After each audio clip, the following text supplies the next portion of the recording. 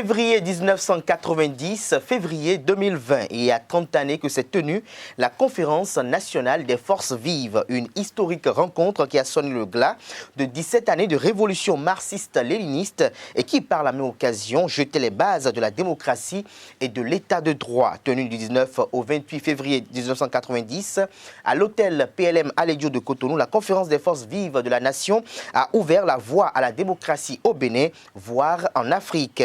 30 ans après ces assises, quel est l'état des lieux en ce qui concerne la vitalité de la démocratie au Bénin? Les acquis démocratiques issus de la Conférence des forces vives de la nation sont-ils préservés sous le régime du président Patrice Talon? Et pour le décryptage du jour, je reçois pour vous, chers amis internautes, Agapite Napoléon Maforican, chroniqueur politique, consultant médias communication. Il sera face à Arimi Choubadé, journaliste, analyste politique. Avec eux, si le temps nous le permet, nous allons décrypter la crise interne qui secoue le parti politique Force Bénin émergent FCBE, laquelle crise met au banc des accusés Boni Yahi et Paul Humpé. Bienvenue à tous, bonjour. Vous êtes bel et bien sur Info Hebdo. Tout de suite, le décryptage. Le décryptage de ce jour, comme je l'annonçais à l'entame de cette émission, se verra avec vous, Agapite Napoléon Maforican. Bonjour. Bonjour Kader, bonjour à tous les internautes. Merci d'avoir accepté notre invitation malgré votre agenda. Vous êtes face à Arimi Choubadé, journaliste, analyste politique. Bonjour à vous. Oui, bonjour Kader. Merci d'être toujours disponible pour les plateaux des AE Télévision. Le plaisir est partagé. Alors, Agapite Napoléon Maforican, vous êtes professionnel des médias, vous avez vécu la conférence nationale des forces vives. Dites-nous, quand, à cette occasion où on célèbre 30 années de ces assises, quels sont les sentiments, les émotions qui vous reviennent tout de suite à l'esprit? Bon, écoutez, j'ai suivi la conférence comme un citoyen, un jeune adolescent ou un jeune adulte, en quête d'éducation pour de la scolarité pour aller à l'université. Donc, après 14 mois à la maison, pour raison de grève illimitée dans l'établissement, 30 ans après, j'ai volé la vie professionnelle. Et c'est d'abord ce qui est pathétique, c'est déjà ça. C'est de voir qu'on peut être en début. De l'autre côté, là, mine de rien, on a passé 30 ans. Bon, voilà, on a fait un peu de la carrière aussi. Cela dit, de manière concrète, oui, c'est vrai, l'émotion de l'époque reste encore grande aujourd'hui. En voyant qu'un État soit totalement à terre, au point de ne plus savoir sur quel pied danser, à quel se vouer pour assurer ses besoins les plus élémentaires.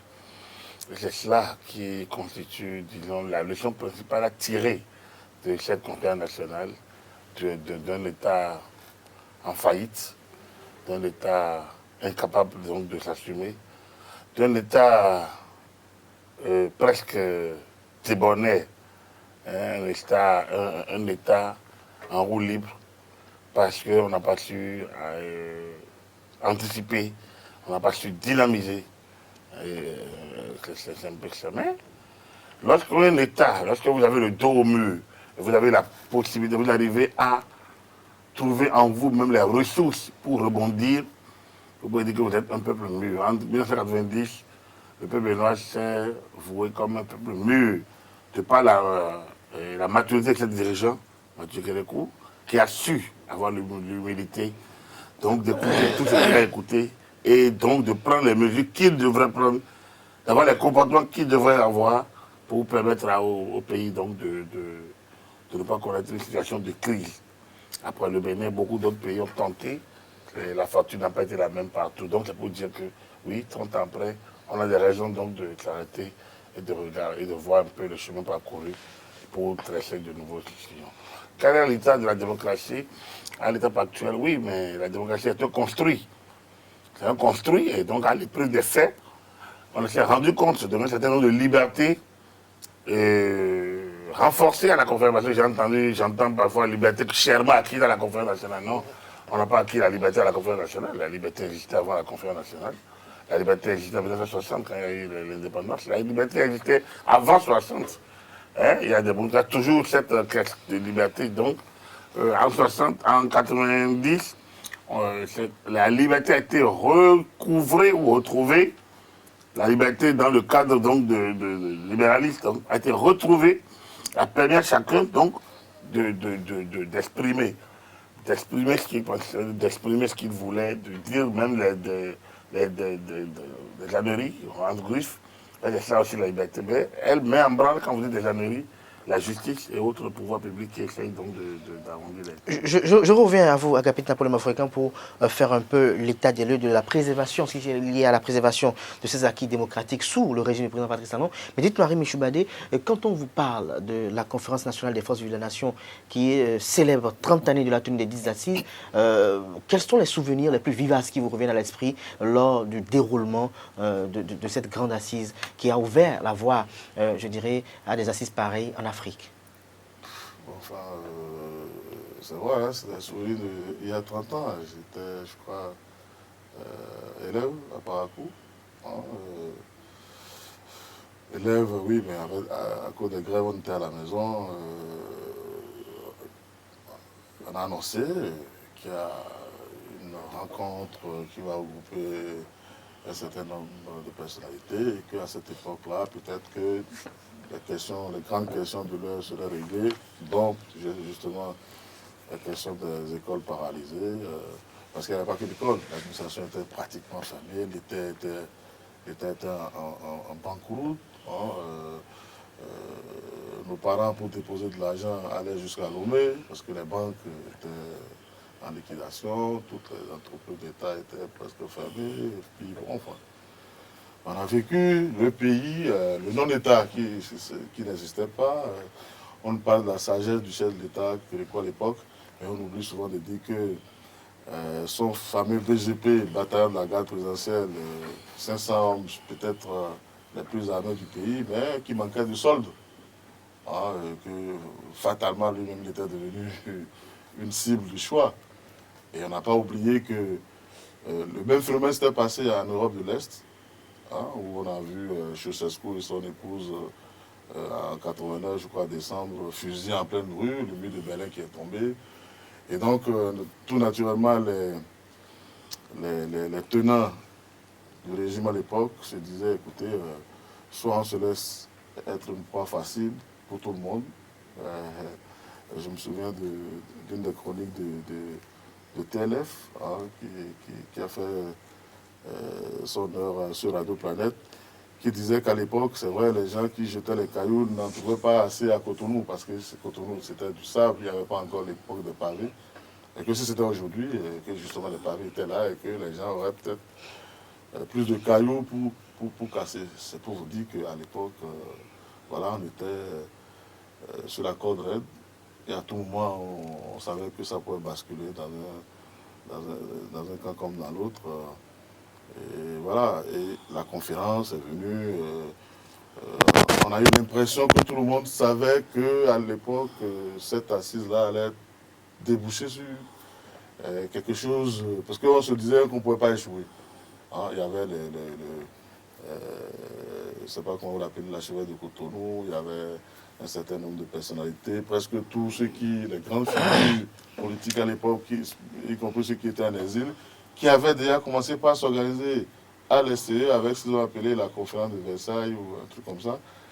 Et donc, et puis on avait déjà connu en 1977 l'époque de l'évasion des mercenaires, enfin l'agression avant. Le janvier 1977. Et donc on se demandait si c'était... et puis il y avait les communistes sur place qui avaient dans des coudes. Et on ne savait pas dans cette compétition-là qui allait prendre les dessus. Et donc, les assises avaient donné comme l'impression d'une sorte d'état généraux de la République, où on va définir et donner à chacun sa place, y compris ceux qui sont à l'origine du désastre. Et puis, effectivement, il y a eu l'engouement. Vous voyez les gens circuler avec des postes radio, puisque c'était en direct sur le TV. Hein. Et donc, ce qu'on n'avait jamais entendu, ou ce qu'on n'entendait pas sous les heures de la Révolution, on pouvait les entendre. On pouvait entendre des critiques contre le régime en direct. C'était déjà du nouveau. Et donc, chacun avait tout fait pour avoir son petit poste de radio, même en sortant, pour coller ça à l'oreille. Il n'y avait pas encore les écouteurs, les gadgets qu'on a aujourd'hui, les bandes FM. Mais oui, mais donc... c'était assez intéressant. C'est comme ça que tout le monde a pu suivre. Hein. Et puis, vous avez le soir, pas du direct, mais en semi-direct, les images qui vous parvenaient à la télé Et c'était de grands moments que tout le monde avait suivi jusqu'à la fin. Les temps forts, les moments d'angoisse, voilà. Enfin, maintenant, tout ça, ça fait 30 ans. Donc, le temps a fait son chemin. Je vous reviens à vous, Arimi Choubadé pour les acquis. Agapit Napoléon Mafoikan, dites-nous, qu'est-ce que la conférence des forces vives de la nation a apporté véritablement au Bénin? Franchement, rien. Franchement. Selon vous, rien. Pour moi. Cette conférence n'a apporté rien. Il faut que je m'explique parce que Oui. on est sur les réseaux sociaux, ils vont piquer rien et puis bon. Voilà. Si Mathieu Kérékou l'a dit, et je suis d'avis avec lui, si les salaires étaient régulièrement payés, il n'y aurait pas eu de conférence nationale. Le système tenait. On venait de terminer les élections, malgré l'ambiance de grève qu'il y avait à l'époque, malgré les salaires impayés 4 mois, 5 mois, hein, on a fait les élections.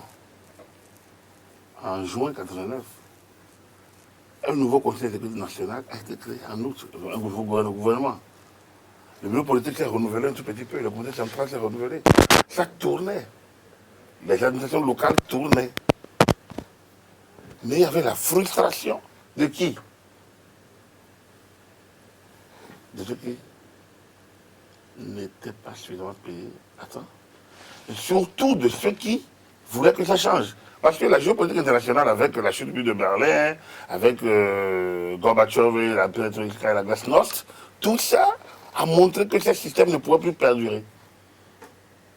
Et dans la foulée, les problèmes économiques qui s'y ajoutent ont permis de dire, à l'époque, personne ne peut garder ce système-là avec des caisses censurées totalement au fond troué pour penser qu'on peut maintenir. Donc, ce qui est remarquable, c'est qu'on a la conférence nous a permis de découvrir un certain nombre de personnalités qui aujourd'hui forcent la droite. C'est la personnalité de Monseigneur de Sousa qui a su mettre ensemble les différents égaux. Il y en avait suffisamment. Il a su les mettre ensemble. Il a su utiliser son aura. Il a utilisé le cadre que lui offre la radio pour passer le message de paix et surtout de tolérance les uns envers les autres. Donc, le consensus dont nous parlons, il n'y en avait pas vraiment. Quand il y avait le consensus, il y avait les communistes auraient été aux élections. Non, il n'y avait pas eu consensus, mais il y avait eu volonté d'en finir. Donc il y a eu des compromis, selon vous? Il y a eu des compromis. Il n'y en a pas eu de compromission non plus. Je pense que c'est des compromis. C'est des compromis en pas décomposés. Et vous vous rendez compte qu'à la fin, bon, on a sauvé les meubles. Sauver les meubles veut dire quoi? On a tiré une conclusion. Le système va changer. La nouvelle charte n'est pas rédigée par l'équipe en place. Il y aura un nouveau gouvernement. On a un premier ministre qui est responsable devant le chef de l'État, mais qui a la plénitude de gérer son gouvernement.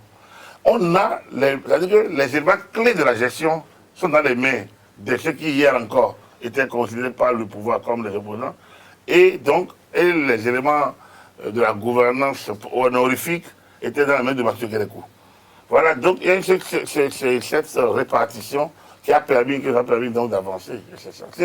Sinon, clairement, en termes d'acquis, et acquis fondamental à garder, on peut chercher sans trouver.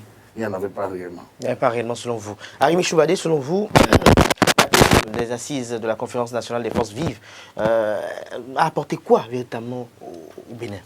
Bon, écoutez, on ne va pas réécrire l'histoire. Hein. Ce qu'on savait, c'est que il y avait 600 milliards de dettes, les écoles étaient fermées, l'administration était fermée, les banques étaient fermées.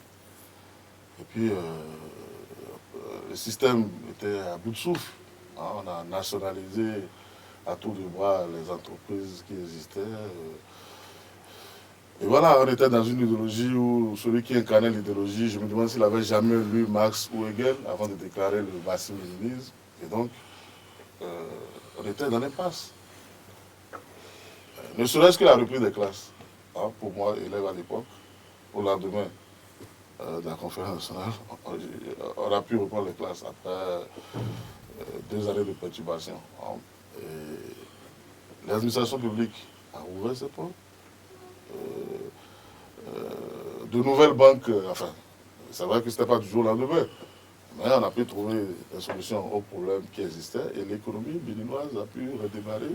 Nous avons instauré un nouveau système. Donc je ne veux pas refaire l'histoire, hein, les acquis de la démocratie, les acquis de la conférence nationale. Et puis c'était le printemps noir. Le printemps noir, attendez, au sud du Sahara, il n'était pas question, presque tous les régimes étaient des régimes de parti unique au sud du Sahara.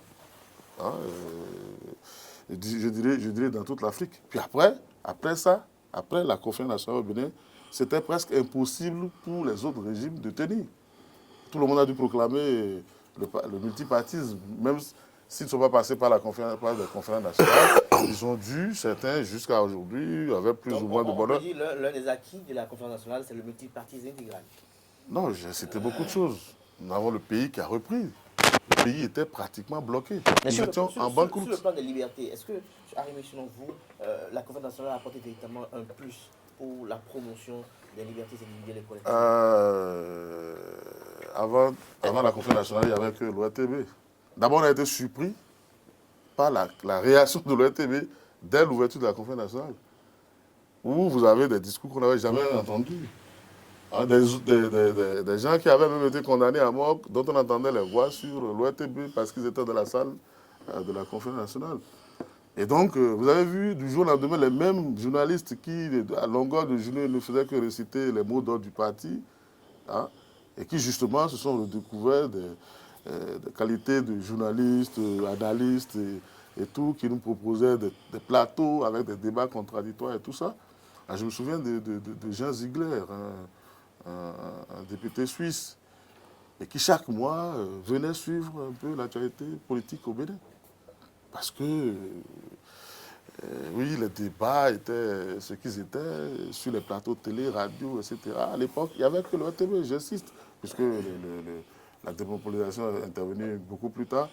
Hein, et voilà, donc du jour au lendemain, c'est peut-être avec les mêmes acteurs, mais le comportement a radicalement changé du jour au lendemain. Et on a découvert, enfin, on a fermé ces mandats. On a fermé, il n'y avait plus les camps de torture, rien que ça. Ne serait-ce que ça, parce qu'avant, vous disparaissez du jour au lendemain sans qu'on le sache. Jusqu'à aujourd'hui, c'est d'ailleurs l'une des compromissions de la conférence nationale, parce qu'on a dit, on efface tout, sans chercher à savoir ce qui s'est passé. Hein, tout le monde est redevenu neuf, comme on dit. On a restauré le pays. Bon, donc on a réinitialisé, donc c'est fini. Et c'est pour ça qu'on a des problèmes de mémoire aujourd'hui. Puisqu'il y a des crimes qui ont été commis dans le passé, les auteurs n'ont pas payé, ils ont continué à agir, à narguer, ils continuent aujourd'hui, leurs descendants continuent allègrement. Et donc, on a baigné dans ça jusqu'à nos jours. Et c'est peut-être ça qui donne le sentiment que, bon, beaucoup de choses n'ont pas changé, mais il faut dire qu'aujourd'hui, c'est plus le même, on ne vit pas dans le même pays qu'au lendemain, enfin qu'à la veille de la conférence nationale. Ah, donc, rien que ça, on peut vous dire, je laisse les historiens revenir pour nous dire exactement comment les choses ont évolué, mais on ne peut pas me dire que, bon, on a vécu en 89 comme on vit aujourd'hui comme on vivait en 1989. Alors, Agapit Napoléon Mafourican, l'ouverture de la conférence, pour ne pas dire ces assises, ont permis à l'instauration de la démocratie au Bénin. Il y a des acquis démocratiques qui ont été promus. Est-ce qu'aujourd'hui, ces acquis sont préservés sous le régime du président Patrice Talon? Est-ce que les libertés sont préservées sous le régime du président Patrice Talon? Non, je ne pense pas que c'est la conférence qui a apporté la liberté. Je ne pense pas que c'est la conférence, non. La conférence a été le nouveau cadre pour redéfinir le nouveau contrat social, le nouveau contrat communautaire. C'est le 6 décembre, le 6-7 décembre 1989, que le régime lui-même a décrété la fin de son propre système. C'est le ça. Et déjà en août, le chef de l'État, en ouvrant la nouvelle Assemblée nationale révolutionnaire, déclarait que c'est l'une nouvelle ère, l'ère de renouveau démocratique, où chaque citoyen, d'où qu'il se trouve, est appelé à concourir pour le développement du pays dans le cadre, quelle que soit sa sensibilité. Ça, c'est des discours nouveaux. Quand vous avez suivi le régime, le système pendant tout ce temps. J'ai quand même eu la chance de les suivre une bonne dizaine d'années avant ce mois. C'est un discours nouveau. Ces gens dont on parle étaient considérés comme des anarcho-gauchistes et des réactionnaires. Hein, des valets de l'impérialisme international.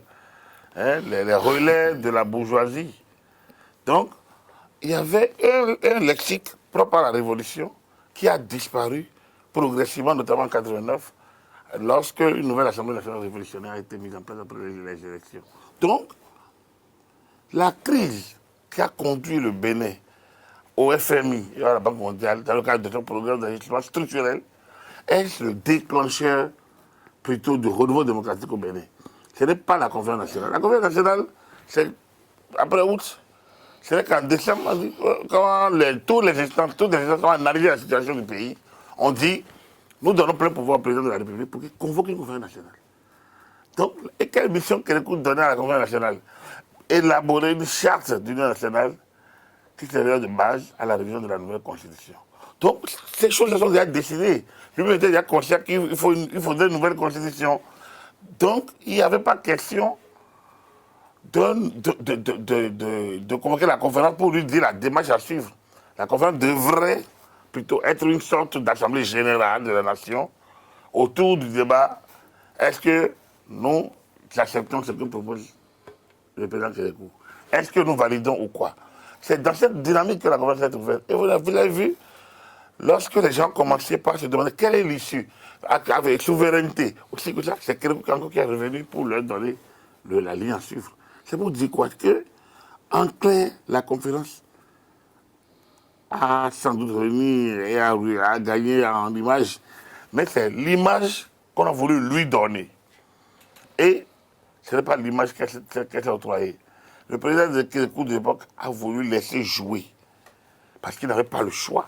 Il était seul maître à bord, le parti a disparu, donc la constitution était là de fait, mais il fallait endosser quelque chose, quelque part, qui prenne le lead de la situation. Conscient qu'il était, que seul il ne pouvait pas détenir cette affaire pour longtemps. Donc, c'est un lead qu'il a finalement confié au Haut Conseil de la République, composé des membres du Présidium et des présidents des institutions et des associations de développement. Donc, la question de la liberté n'est pas à la conférence nationale, c'est un peu avant la conférence nationale. C'est la lutte politique des comités d'action et du PF et du Parti communiste du Dahomey. C'est la lutte de ceux qui sont plus de liberté, c'est tout ça réuni. Et donc, pour moi, il n'y a pas eu compromission à la conférence nationale. Il y a eu compromis. Il y a eu compromis parce que le président, on reste ensemble, on fait une charte d'union nationale. Après le moment où on a dit ça, chacun doit laisser une partie des siens. Comme dit Robert Dessous, chacun doit tendre vers la suppression d'une grosse partie de son moi intérieur. La dilatation, éviter toute dilatation de son moi, c'est ce qu'il a dit. C'était essayer d'aller au-delà donc des sentiments personnels qu'on a pu avoir. Voilà un peu l'environnement, le cadre voilà, dans lequel le parti est. Choubané, dites-nous, selon vous, est-ce que la démocratie béninoise se porte à merveille sous le régime du président Patrice Talon? Écoutez, si vous voulez apprécier la démocratie sous le président Talon, il faut vous référer à ses propres discours. Faut pas... Lui, vous avez lu sa définition de la démocratie la dernière fois, je ne vais pas répéter ça sur le plateau. Et vous connaissez sa conception de la compétition politique, où il dit, pour se faire réélire, il n'y a pas besoin de bilan, il suffit de maîtriser les grands électeurs, les députés, les membres des institutions, les hommes d'affaires, la société civile, les médias, faire en sorte que la compétition ne puisse pas avoir lieu. C'est la déclinaison de ce qui pense être la démocratie. Moi, je ne veux pas apprécier. C'est ce qu'il en dit lui-même. Et maintenant, il le met en exécution. Progressivement. Vous avez suivi un peu ce qui se passe dans le pays. Oui, vous l'avez suivi. Il dit, je veux lutter contre la corruption. Je veux que transparence. Il veut que le Bénin soit premier sur le plan de la lutte contre la corruption. Sa référence n'a pas été Reporters sans frontières ou Amnesty n'a pas dit je veux que le Bénin soit l'un des pays qui respecte les droits de l'homme, les grands pays, les premiers. Ah, je ne veux pas rentrer dans le dossier de la corruption, si on peut les prendre un à un. Hein. On a arrêté des gens ici à tout de bras, on a même fait des procès express. Et vous connaissez la suite. Ah, on a vu des corrompus désignés qui, après enrôlement, sont devenus tout à fait des gens fréquentables, etc. etc. Et dans la démocratie, vous avez vu un parlement, je ne dirais pas privé, puisque composé essentiellement des membres des partis privés du sein de l'État. Deux partis exclusivement.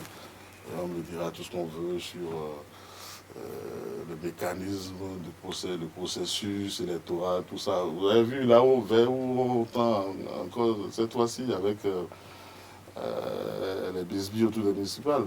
Et donc la démocratie, il faut le lier avec la vision ou ce qu'en pense celui qui incarne le régime qui est là. Alors, puisque nous sommes dans, comment appelle-t-on, dans le dirigisme. Quand vous vous dites, moi j'ai dit qu'il va réformer. Je ne sais pas s'il y a un chef d'État ou un gouvernement au monde qui n'a pas réformé. Tout le monde réforme. Tout le monde réforme. C'est l'essence même de la politique. Alors, quand on préteste du fait que parce qu'on a dit qu'on va réformer, toutes les humeurs sont devenues des réformes, toutes les idées, même les plus saugrenues sont devenues des réformes. C'est vrai que vous voyez au bout de quelques jours, on revient en arrière, on n'évalue même pas, il n'y a pas de sanction pour personne, il n'y a même pas de mea culpa. Et oui, ça continue. Donc, aujourd'hui, c'est ça la démocratie. Hein? C'est ça la démocratie. Bon, si moi, je n'ai pas de mandat, sinon je pourrais vous dire ce que moi je pensais être de la démocratie. Ceux qui ont leur mandat, ce qui les exercent, voilà ce qu'ils en font, voilà ce qu'ils en disent. Peut-être qu'on ne va pas lui reprocher de ne pas avoir prévenu les gens. Hein, que oui, voilà ce que moi je veux faire, et il le fait. Et c'est vrai qu'il y a, bon, enfin, les détails, ce qu'ils appellent les détails de l'histoire, comme les fusillades qui ont occasionné des morts et tout ça. Ça, c'est des détails, on ne va pas revenir. Il ne veut pas revenir là-dessus. Ce n'est pas consubstantiel de la démocratie selon la vision de celui qui incarne aujourd'hui le pouvoir. Alors, à capitale Maforican, selon Arémi Choubadé, non, je vous en prie, je vous ai déjà prévenu au départ que je ne veux pas émettre d'avis sur la démocratie et je vous ai fait revisiter l'avis du détenteur du pouvoir de la rupture sur la démocratie. Oui, tout à fait. Je crois qu'il vaut mieux restituer pour dire... Nous sommes dans le dirigisme et que les humeurs sont transcrites en réforme. Voilà un peu ce que vous avez dit et que cette démocratie aujourd'hui, selon vous, même si vous ne l'avez pas exprimé de façon mot pour mot, je peux vous rappeler ça, hein, que la démocratie, c'est... Enfin, la forme avancée de la démocratie, c'est... ça va passer moi le mot, s'il vous plaît. Bon, enfin. Agapit Maforican, vous avez suivi tout à l'heure l'argumentaire de votre vis-à-vis, qui estime qu'on est dans le dirigisme et que les humeurs sont transcrites en réforme et qu'on réforme tout. Est-ce que vous percevez la démocratie sur Patrice Talon de la même façon? Est-ce que selon vous, les acquis démocratiques sont préservés sous le régime de Patrice Talon? J'ai pas trop aimé, j'aime pas trop cette personnalisation de la gestion du pouvoir, parce que Patrice Talon est le président de la République élu. Donc, pour moi, est-ce que nous avons préservé les acquis de la conférence? Et pour moi, je vous l'ai déjà dit, pour moi, la conférence nationale, c'est une réunion conjoncturelle pour régler un problème ponctuel. C'est-à-dire que le parti, il fallait finir, il fallait renflouer la caisse de l'État. Le système du PFPB tournait normalement, et je reviens là-dessus plusieurs fois. Si je ne reviens pas là-dessus, on ne me comprendra pas. Chaque peuple met en place son système de gouvernance, de gestion. Ses lois, ses institutions, ses textes, ses régulations, ses dérégulations. Et on revient en arrière quand il veut. La France, dont nous parlons la langue, on a connu tout ce qui est possible, signorat, royauté, empire, et république, la première, la deuxième, la troisième, la quatrième, et la cinquième. Il paraît même qu'on est déjà dans la 7e, si on devait rester rigoureux, mais bon, ils sont toujours dans la 5e. Donc, et dans la 5e, on a connu le pouvoir de 58-61, on a connu l'élection du président du suffrage universel, on a connu la cohabitation sur François Mitterrand, 2 fois. C'est pour dire quoi? On doit rester dans la définition stricto sensu, cohabiter dans le cadre de la 5e République française, c'est un déni de démocratie, puisque la légitimité que les peuples français accordent à son président, même si les élections étaient législatives, dans un système semi-présidentiel, presque parlementaire, les journalistes français en 86 pensaient que Mitterrand allait démissionner, devrait démissionner. Il a dit non, c'est la législative, c'est pas l'élection présidentielle. Alors, on peut faire tous les jeux possibles. La démocratie est tout sauf un prêt-à-porter, un prêt-à-consommer. La démocratie, c'est d'abord la liberté de dire ce qu'on a envie, de faire ce qu'on veut faire. Oui, dans le cadre des lois et des règlements. Dans le cadre des lois et des règlements. Dès lors, pour moi, je n'ai pas de mécanisme.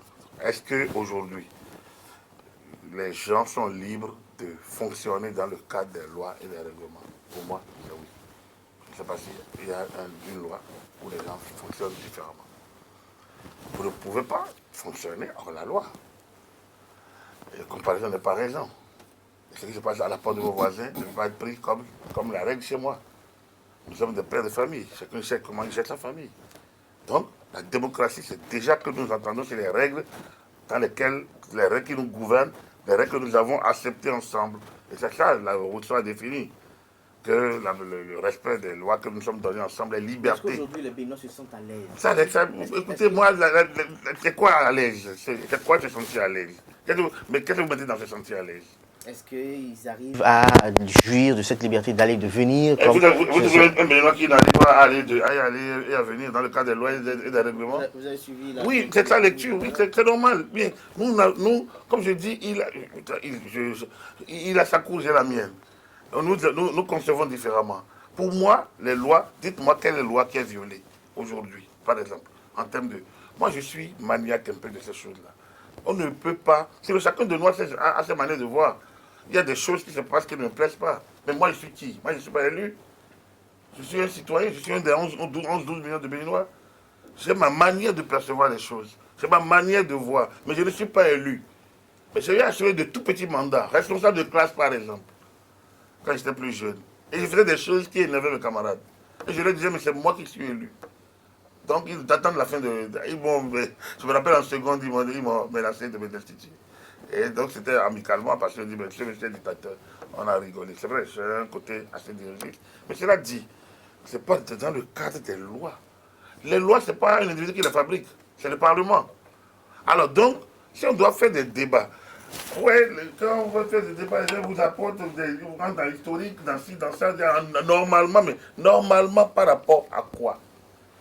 De 90 à 2020, on a annoncé parti clanique, corruption, KBJ, concussion, absence. Regardez, lisez le Bénin sur 30 ans. Et dites-moi à quelle époque on a dit ça marche. Et là, quand il faut prendre des mesures hardies pour que ça puisse tourner, on espère que les Béninois ne se sentent pas bien. Le Bénin se sentira bien si on laisse voler, piquer là où il ne doit pas piquer, et faire ce que la loi a interdit en disant qu'ici c'est le Bénin, on peut le faire impunément. Elle a dit qu'en 2002, nous étions le premier pays classé par Reporters sans frontières. 2002. Mais 2002, on était sous quel régime? Mathieu Kérékou. Et qu'est-ce que Mathieu Kérékou disait? Il dit, mais si mon nom peut vous servir à écrire vos désordres là, faites-le, mais vous n'aurez pas le même. J'ai eu la chance d'être reçu par le président de l'Union des journalistes de la presse privée, par le président Kérékou, en 2002. J'étais avec deux personnes. Chabel Aïou, Jacques Moyen, docteur aujourd'hui, maître assistant. J'étais avec Angela Romagnan. J'étais avec Maître Brice Soussou, avocat à la cour. Non, on était bureau de l'UJPB. Il a dit, vous ne pouvez pas continuer comme ça. Aucun régime ne vous laissera continuer comme ça. Parce que moi, je sais. Ils ont fait la conférence nationale, ils ont fait une constitution pour moi. Je vais laisser ça, je partirai. Mais vous ne pouvez pas continuer. Parce que ce n'est pas normal que les journalistes se lèvent et écrivent n'importe quoi. Et que les gens disent n'importe quoi. Et ça n'a pas raté. Ça y est arrivé. les premières perturbations de journalistes, la seule qu'on a eue sous Kélékou, c'est quand Vincent Folly a eu une situation par rapport à la magistrature. Bon, ça a été réglé en même temps par Joseph Yonofou. En dehors de ça, ça a fonctionné. Mais après, quand vous est arrivé et que les conseillers techniques du président Yahi ont rencontré la presse pour dire désormais, on ne laissera plus passer les dérives. Parce que la liberté de la presse ne veut pas dire le désordre. Donc, vous comprenez que dès lors, on a commencé par péricliter. Alors, où est la liberté? Si on avait laissé Radio Mille Collines, on l'a laissé, on l'aurait suspendu qu'il n'y aurait pas eu le génocide rwandais. On l'aurait suspendu qu'il n'y aurait pas eu le génocide rwandais. On l'a laissé, comme on l'a laissé, on va voir la suite. Reporter sans frontières ne connaît pas régulation. Reporter sans frontières connaît liberté. Amnesty International ne connaît pas régulation. C'est normal, on a besoin qu'ils existent. Ils ont besoin qu'ils existent pour mettre la pression. Mais après, on a besoin aussi que nos pays fonctionnent dans le cadre des lois et des règlements. Donc c'est une interaction nécessaire pour qu'il y ait une dynamique de pouvoir, de contre-pouvoir, ou de chien, de chat, ou d'alerte ici. Moi, je trouve que ces structures ont besoin d'exister. Tu vois compte? Mais il ne peut pas se substituer au gouvernement, parce que le gouvernement a les lois et les règlements. Alors, M. Balé, une question à votre endroit, à 3 volets. Dites-nous, quelle conception faites-vous, vous, personnellement, de la démocratie, de l'état de droit et des libertés? Non, vous savez,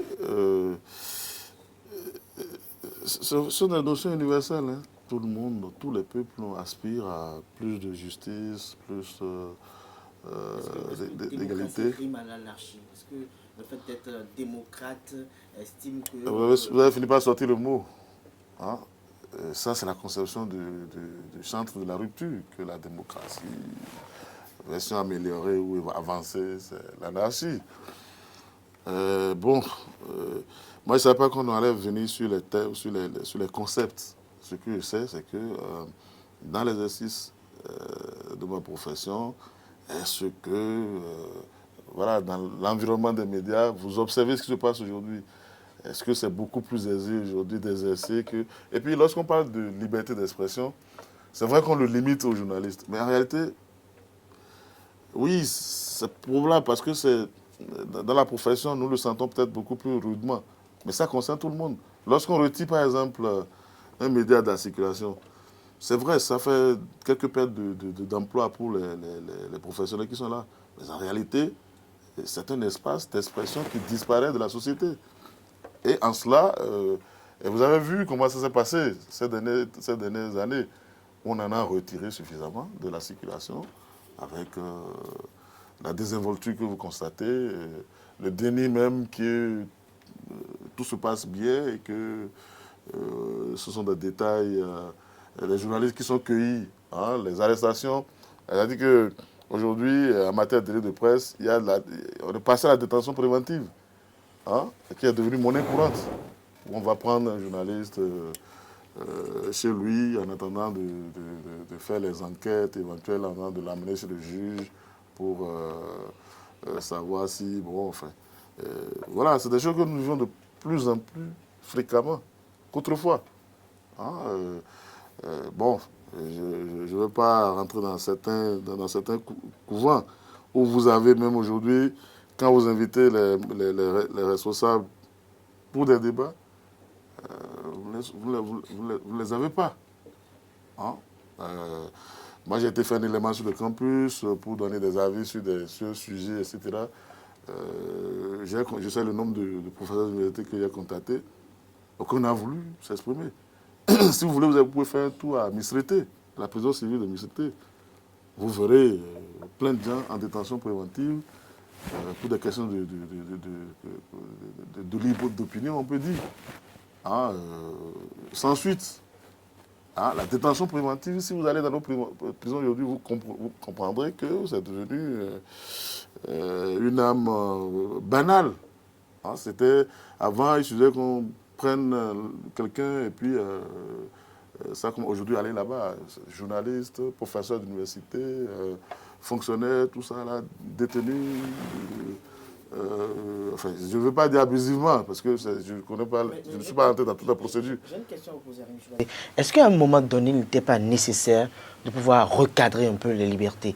Et quand on sait un peu... Qui recadre qui? toute la question est là. Ce n'est pas un individu qui se lève parce qu'il a un mandat, qui dit à partir d'aujourd'hui, j'impose ceci, j'impose cela. Mais est-ce que vous avez senti la nécessité de recadrer quand même les libertés à un moment donné? Les libertés n'ont jamais été sans cadre. Prenez par exemple les journalistes. Ils sont assujettis au code pénal ordinaire. Hein, s'il y a des infractions, il y a des écrits et qui tombent sur des infractions classiques, hein, comme les injures, etc., incitation à la haine, tout ça. Là. Puis vous avez nos lois spécifiques, le délit, comment vous appelez, la diffamation et consorts. Et donc, on va dire qu'à un moment donné, les journalistes étaient... C'était pas dû au fait qu'il y avait une non-application de certains tests, parce qu'on aurait eu des craintes de peut-être de retombées politiques. Si on n'applique pas les tests, ce n'est pas la responsabilité du journaliste. Maintenant, si on veut l'appliquer, qu'on l'applique dans les règles, qu'on ne dise pas parce qu'ils ont abusé par le passé, on va en abuser également pour les réprimer. Hein? C'est pas parce qu'on a eu l'impression que les journalistes étaient sur une planète de l'impunité et que maintenant qu'il faut les punir, il faut aller même au-delà. Vous savez, quand certains parlent même de certaines infractions liées aux journalistes, c'est comme s'ils ne réclamaient pas la peine de mort contre les journalistes. On dit, mais oui, mais il s'est permis de salir l'honorabilité de quelqu'un, maintenant il faut qu'il subisse les règles, sans qu'on ne passe pas un tribunal qui définit clairement la sanction à appliquer, si tu les responsabilités, la sanction à appliquer. C'est-à-dire, on vous cherche, on vous prend juste parce qu'on a une présomption sur vous, et puis voilà. Si vous voulez, il y a quelques cas qu'on connaît, qui sont là, qui ont meublé tout le mandat, le peu de mandat, enfin, les 4 ans que nous avons vécu ces dernières années, je ne dirais pas qu'il n'y en avait pas eu avant, mais ce n'est pas parce qu'on va nous dire que, bon, on est resté dans un monde d'impunité qu'aujourd'hui, pour nous punir, il faut aller au-delà des règles qui existent. Alors, à la quand vous avez suivi Arim Chibadé au sujet des libertés, notamment la liberté d'expression, il a exposé un peu comment se retrouvent ces quelques professionnels des médias détenus à la prison de Misrété et bien d'autres. Vous, dites-nous, est-ce que vous êtes d'avis avec lui qu'il y a eu un peu de recul, ou vous estimez que cela s'inscrit dans la dynamique d'une révolution qui vise quand même à appliquer les différentes législations dans leur plénitude? Le respect des règles concernant le commandant est voilà. Dès que moi j'ai dit ça, je me retrouve entièrement dans ce qu'il dit. On est en phase. On est totalement en phase. Il n'y a pas une application dégradée. On ne peut pas faire la promotion de l'application dégradée des lois. On ne peut pas faire une application rétrospective des lois. On ne peut pas faire une application cadencée des lois. Mais je dis, les lois sont faites par les organes légitimes d'un pays, les organes qui sont mis en place légalement. Donc, ce qui se passe, c'est quoi? C'est que je me rends compte. Et moi, je le dis parce que je n'ai pas dit à monsieur la question.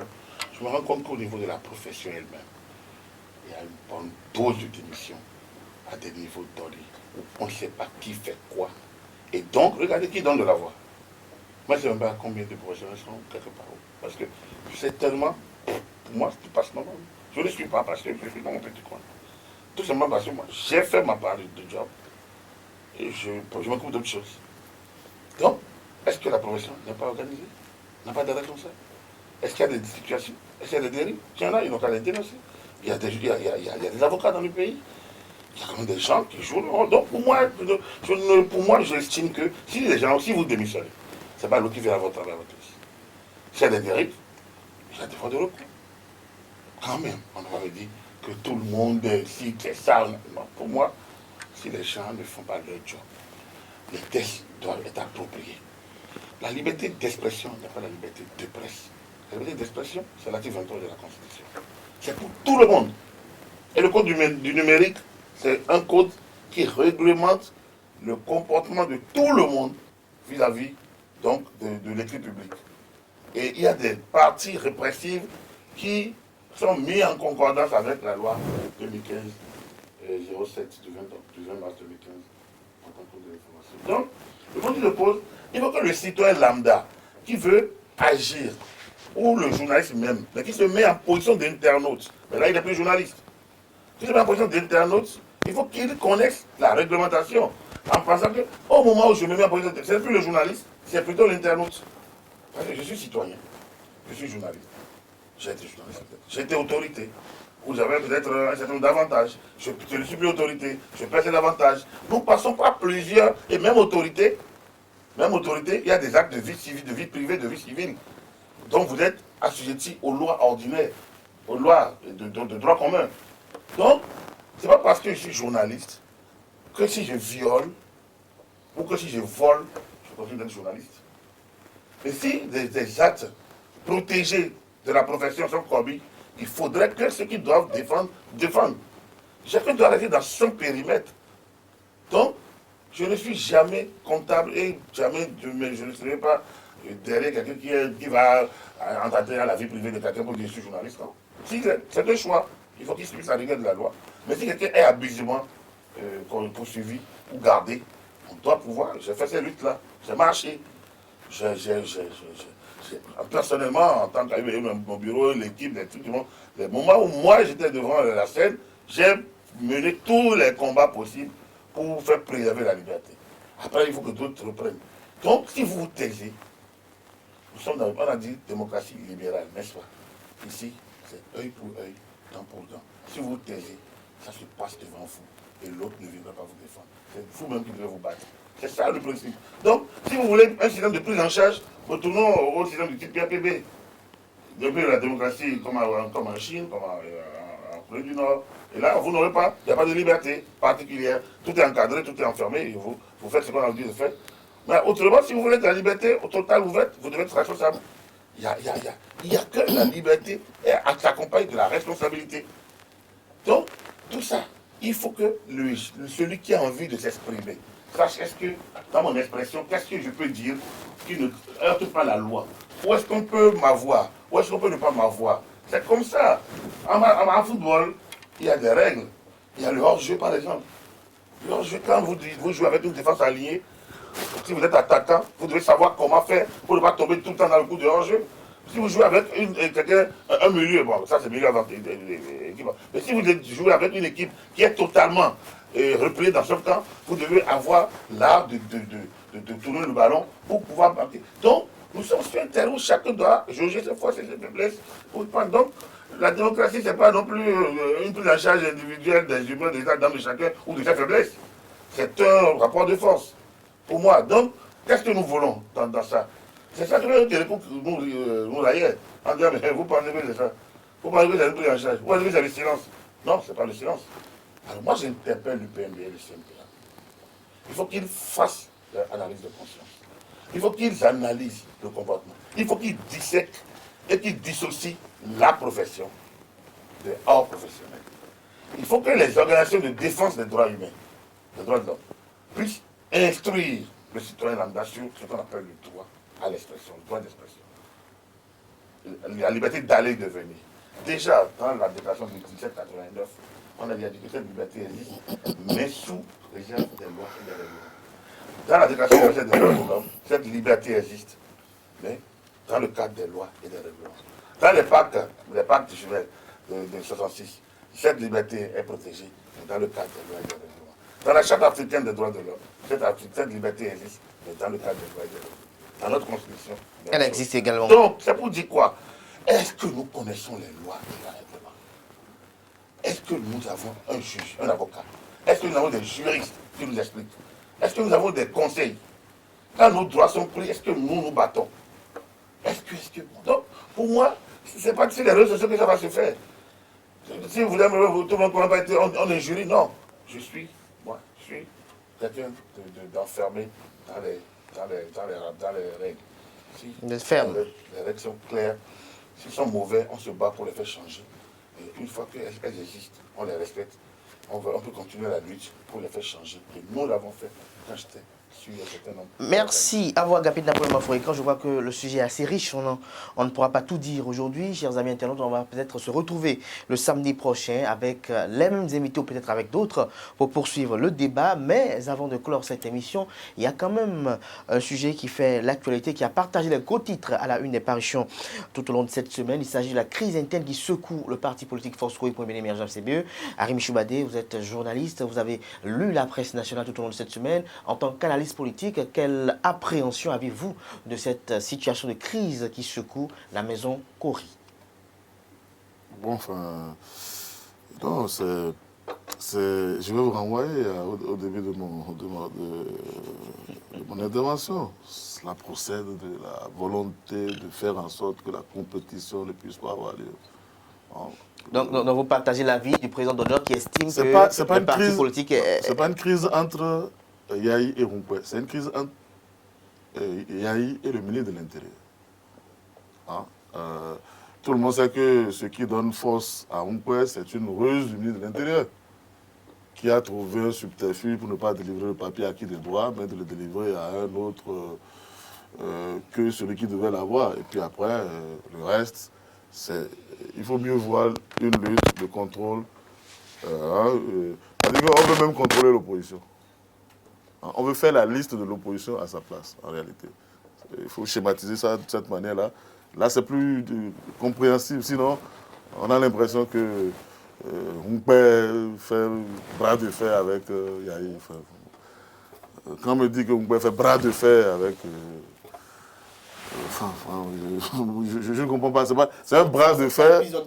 Non, oui, le bras de fer, c'est entre le pouvoir, c'est-à-dire l'aile de l'opposition de pouvoir, enfin, je ne sais pas comment m'exprimer, et l'opposition. Vous estimez que le pouvoir a une opposition, c'est ça? Oui, le pouvoir veut se fabriquer. Vous avez, je ne sais pas, je pourrais vous faire dérouler une bande vidéo d'un classique de la rupture qui a dit que le gros problème, c'est que le chef d'État veut avoir son œil sur toutes les listes, y compris la liste FCBE. Ça aussi, ce n'est pas moi qui le dis. Je le restitue à qui de droit. Et dans ces conditions, qui peut faire une liste dans laquelle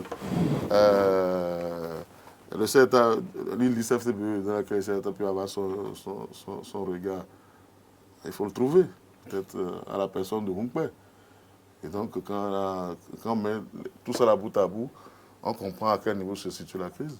On comprend à quel niveau se situe la crise. Arim Choubadé, vous aurez compris, Agapit Napoléon Mafourican. Qu'est-ce qui se passe au sein de la maison Cori, selon vous? Il se passe ce qui fait se passer. Vous savez, il y a un président de droit qui dit nul ne peut se prévaloir de sa propre turpitude. Alors quand je l'ai dit, je me dis, mon Dieu. Même comme en 2016, il n'a pas compris. C'est quand même dommage. Parce qu'il a exercé le pouvoir. Il a exercé son pouvoir à un niveau élevé. On peut être naïf quand on a fait l'exercice du pouvoir. On ne doit pas être naïf quand on a exercé ce pouvoir. On ne doit pas l'être. En 2011, lorsque la Sénat a été mise en place, je me rappelle l'opposition estimait que c'était une Sénat avec la société civile du pouvoir. Avec la société civile du pouvoir. Donc, quand j'entends l'opposition du pouvoir, ça me fait rire parce que, évidemment, les cycles, c'est les mêmes cycles. On a connu la crise au PRD, après le PRD nouvelle génération. Ça, c'était sur les coups déjà. Et vous voyez, c'est la même chose. Vous remontez, vous allez retrouver les mêmes bandes et les mêmes pérégrinations, les mêmes situations. L'autre qui appuie l'autre, et ainsi de suite. On a acheté telle personne, on a volé, on a arrêté. Donc, ça veut dire quoi? Tu veux dire qu'on n'est pas mieux pour la démocratie? Est-ce qu'il n'a pas raison? On ne se chamaille pas sur les idées, on se chamaille sur la préoccupation. Quand tu perds l'institution, pourquoi? Quand il y a eu un demandant à ceux qui avaient signé à Porto Novo le mémorandum pour les lois dérogatoires, on n'a pas vu la main de l'opposition, on n'a pas vu la main du pouvoir. Quand Kabayaya et Eric Moudete sont revenus sur la signature. Jusqu'à présent, nous n'avons pas encore dit pourquoi ils sont revenus là-dessus. Vous faites cela, vous créez une friction dans votre camp. Et lorsque le chef de l'État réunit les gens pour dire nous allons aller au dialogue politique, ceux qui ont besoin encore de récépissé, ministre de l'Intérieur, faciliter un certain nombre de. Les gens sont allés, beaucoup ont eu. Si dans un camp, dans le FCBE, certains ne veulent pas, d'autres ont fait la démarche, ils ont eu le récépissé. Les autres ont dit non, c'est pas sérieux, c'est pas récépissé, c'est de la tricherie, retournez vers le récépissé. Donc ça veut dire qu'eux ne sont pas dans une dynamique d'avoir un récépissé. Quand c'est comme ça veut dire que votre vie ensemble ne peut plus continuer. Les autres ont saisi. En matière de droit de propriété, c'est celui qui l'a inscrit le premier, il me semble. En matière de logo, en matière de parti, c'est celui qui. Donc, dans le cas de la nouvelle charte des partis politiques, la CBE n'existait pas. Les Oupé ont sans doute fait la démarche pour l'avoir. Je ne le connais pas, c'est M. Oupé. Je l'ai vu ministre en tant que maire de Bopa. Et puis bon, voilà, c'est tout ce que je connais de lui. Alors, si ce monsieur a pu, un gars comme Yarou, qui est quand même quelqu'un reconnu suffisamment proche du Yahi, qui en a fait son ministre de la Défense, ministre d'État, je ne pense pas qu'on puisse. Donc, ceux-là ne sont pas d'accord avec la politique de chaises vides que Yahi. Enfin, l'affrontement que le Yahi voulait avec le président Talon. Parce que c'est pas un affrontement ministre de l'Intérieur, non, c'est un affrontement Yahi-Talon. Et c'est Yahi qui entretient cet affrontement-là. C'est pas normal. Parce qu'il a dirigé au plus haut niveau. Et nous l'avons suivi quand il dit force doit rester à la loi. Mais si force doit rester à la loi, il faut pas que ce soit quand lui est au pouvoir. Donc pour moi, il faut nécessairement que les gens nous permettent d'aller aux élections parce qu'on a fait les législatives, oui, on a écarté l'opposition. Là maintenant, alors que tout fonctionne, ils créent leur propre crise, ils vont dire, bon voilà, c'est le pouvoir qui veut. Mais attends, si le CB ne veut pas aller aux élections, s'il y a quelqu'un qui ne veut pas aller aux élections, qui laisse l'autre quand il veut aller aux élections, qu'est-ce que Yahi a fait pour que le récépissé leur soit donné? Il a quand dit, la seule démarche qu'il a menée, jusqu'au moment où il a eu la récépissé. Et quand ils ont eu le récépissé, ils ont dit que c'est pour lui qu'on a eu ça. Ils l'ont dit. Et s'ils nous disent retournez, on retournerait. Il a fait quoi? Mais il faut qu'on soit. Il faut quand même la redevabilité envers les militants. Donc, ce n'est pas Yahi qui a créé la FCBE. Ce n'est pas lui. C'était sa coalition. Il faut aller demander au Yahweh comment la FCBE a été créée. Ce n'est pas lui, c'est une coalition de partis. Donc, chacun peut revendiquer le FCBE. Chacun peut revendiquer le FCBE. Donc, aujourd'hui, si les Ompouais ont pu avoir le récépissé, les gens sont libres de créer leur propre parti. On ne voit pas où est le problème ici. Je pense qu'on veut nous distraire parce que les gens, ils ont leurs difficultés à l'intérieur. Ils n'arrivent pas à s'entendre. Ils n'ont plus le pouvoir. Ils n'ont pas compris que la démarche a changé et qu'il faille s'adapter aux nouvelles règles. Voilà. Donc, pour moi, ce n'est pas un problème de l'intérieur, ni de Ompouais. C'est un problème que Yahi a envie toujours d'en découdre avec celui qui l'a remplacé. Je pense que c'est une fausse stratégie. Et moi, je la suis d'autres planètes. Je pense que ceux qui lui ont conseillé de prendre un petit recul, il en a besoin pour mieux rebondir. Il est encore assez jeune, il a du talent, il a beaucoup de talent. Je pense que cette bataille qu'il mène est une très mauvaise bataille. Dommage pour lui parce qu'il a fait beaucoup. Alors, Arim Chouali, dites-nous, quand on entend le secrétaire exécutif national du parti politique Force Koui pour l'émergent, Paul Ompoué, premier responsable du parti politique, dans la nomenclature qui a été approuvée par le ministère de l'Intérieur, quand on entend dire qu'il y a une main interne qui entretient la crise au sein du parti politique et que tout est en train d'être mis en œuvre pour l'exclure, lui et certains camarades du parti politique, pour s'arroger du secrétaire exécutif national du parti politique, pour qu'après les élections, on puisse voir être désigné chef de file de l'opposition. Pour lui, je me résume, ce qui se passe là, c'est une guerre d'intérêt, c'est une guerre opportuniste pour la désignation du chef de file de l'opposition. Moi, je m'étonne même qu'il continue de se réclamer de l'opposition parce que d'abord, ils ont retiré la résistance. Ensuite, ils ont adressé des félicitations au pouvoir pour ces réformes de tous ces gens-là. Donc, je ne comprends pas que les gens qui se réclament de l'opposition continuent de... Non, mais Arim Chouali, une petite question. Est-ce que parce qu'on est parti politique de l'opposition qu'on ne peut pas adresser par moment de félicitations au pouvoir en place pour des actions précises? Est-ce que parce qu'on est de l'opposition qu'on doit être en désaccord profond avec tout ce qui est fait par le régime? Je crois que la charte des partis politiques, enfin je crois la charte de l'opposition, quelque chose de ce genre-là qu'ils ont dû voter, interdit même à l'opposition d'aller s'acoquiner avec le pouvoir. Parce que alors là, l'important statut de l'opposition. Là, on ne voit même plus l'alternative qui est proposée. Si vous vous entendez, alors pourquoi vous faites de l'opposition? Si vous entendez, donc disparaissez en tant qu'opposant et soutenez ouvertement le régime. C'est beaucoup plus simple. Hein? Et donc, et puis vous avez bien fait de rappeler que c'est la nomenclature approuvée par le ministre de l'Intérieur. Ça veut dire qu'il y a eu une première nomenclature qu'il a refusée. Comme si c'était lui qui a le droit de dire qui doit être parti politique ou pas. Hein? Aujourd'hui, ce n'est plus les électeurs qui déterminent la crédibilité ou l'envergure des partis politiques. C'est l'administration qui se charge de dire qui a la...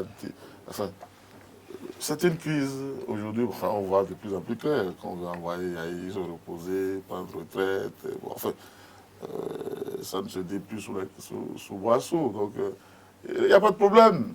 Mais si c'est ça le dessin, hein, il faut continuer par dérouler comme ils ont commencé par faire les élections avec les deux partis privés du chef de l'État. Il faut continuer par faire les municipales avec les deux partis privés, les présidentielles, etc. Là, ils vont construire le Bénin révélé nouveau qu'ils veulent construire. Et pour notre bonheur, hein, je crois que c'est beaucoup plus simple, beaucoup plus assumé que de ruser, de piéger, parce que on a des naïfs en face ou des revanchards en face, etc.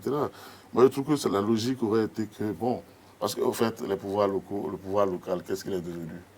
Et puis, le processus qui s'organise aujourd'hui a exclu les opposants de tous les organes qui doivent piloter le processus. Ils ne sont pas à l'Assemblée nationale, ils ne sont pas en Corse, les principaux membres de l'appuyement, du processus d'appuyement de la liste actuelle. Hein, vous avez vu tout ce qui se passe, déjà il y a des remous par rapport à ça. Hein, et donc on veut que les partis privés du chef d'État qui ont envahi tous ces instants-là pilotent un processus. Pourquoi vous qualifiez à maintes reprises ces partis? Oui, parce que c'est le chef d'État qui l'a voulu. Non.